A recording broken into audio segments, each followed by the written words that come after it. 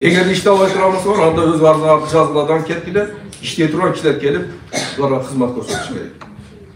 Bundan keyin bana res boyunca aytıp keteyim. Qaysi жерге барсак, ушул көйгөй. Мен деле ошол айылда чоңойгон баламын. Биздин айылда да эле свет өчүп калган болсо, бир күн, же эки күн, же бир жумалап жок болот. Себеби трансформатор күйүп кеткен болсо жок болот да ошондо, туурабы? А эгерде шаарда турсаңыздар азыр, ошол эле трансформатор күйүп кеткен болсо эмне болот?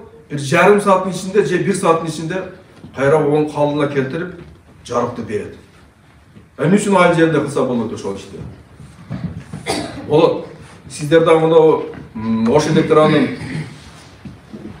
орун басарына берсеңиз, отурасыз, ар бир айыл өкмөткө алып келип туруп, жанагындай запас трансформаторлор коюп койгула. Анан азыр кече Караманда барса айттым, балким силерде да болгондур.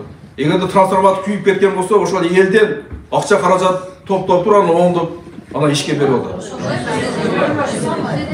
Эми ал кээ бир трансформаторлор айыл өкмөттүн балансында болсо, булардын балансында болбосо, ошого барат. Себеби дегенде булар акча каражатты ал жака бөлбөйт. Эгерде ошол рейстин балансында боло турган болсо, мындай ишкени кыла турган болсо, токтоткула айтып коём.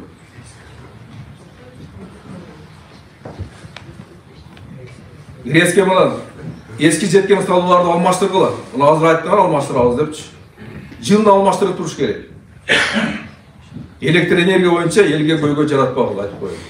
Эгер иште албай турганбыз бар, анда өз арзына жазгыладан кеткиле, иштей турган кишилер келип, буларга кызмат көрсөтүш керек.